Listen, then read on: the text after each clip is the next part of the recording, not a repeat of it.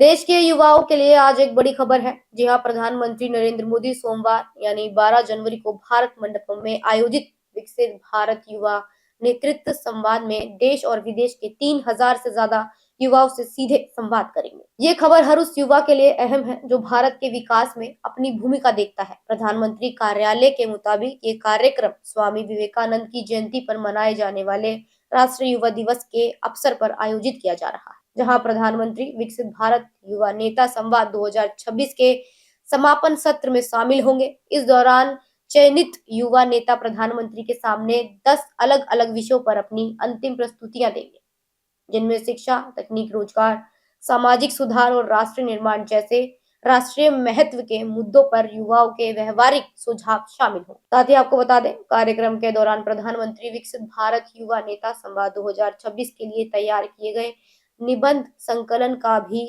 विमोचन करेंगे, जिसमें भारत की विकास प्राथमिकताओं और लंबे समय के राष्ट्र निर्माण लक्ष्यों पर युवाओं द्वारा लिखे गए चुने हुए निबंध शामिल है। जी हाँ, प्रधानमंत्री कार्यालय ने बताया कि ये विकसित भारत युवा नेता संवाद एक ऐसा राष्ट्रीय मंच है जिसे युवाओं और देश के नेतृत्व के बीच सीधा और व्यवस्थित संवाद बढ़ाने के लिए शुरू किया गया है। ये संवाद प्रधानमंत्री के उस स्वतंत्र दिवस के आह्वान से भी जुड़ा है, जिसमें उन्होंने बिना किसी राजनीतिक पहचान के 1 लाख युवाओं को राजनीति और नीति निर्माण से जोड़ने की बात कही थी।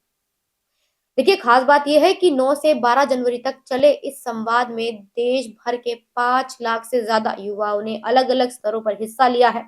इन युवाओं नेताओं का चयन एक कड़ी और योग्यता आधारित 3 चरणों की प्रक्रिया में हुआ है, जिसमें डिजिटल क्विज, निबंध प्रतियोगिता और राज्य स्तर पर विजन प्रस्तुतियां शामिल थी।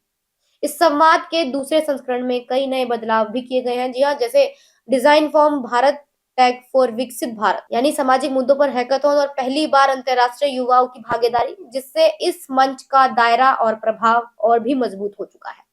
देखिए, साफ है कि सरकार अब युवाओं को सिर्फ सुन नहीं रही, बल्कि उन्हें देश के फैसलों का हिस्सा बनाने की दिशा में कदम उठा चुकी है। अगर आप चाहते हैं ऐसी ही खबरें हम आपके लिए लाते रहें, तो हमारे चैनल को लाइक करें, सब्सक्राइब करें और अपनी राय कमेंट सेक्शन में जरूर बताएं। फिलहाल के लिए इस खबर में इतना ही। बाकी खबरों के लिए देखते रहिए आंचलिक खबरें, अपनों की खबर आप तक।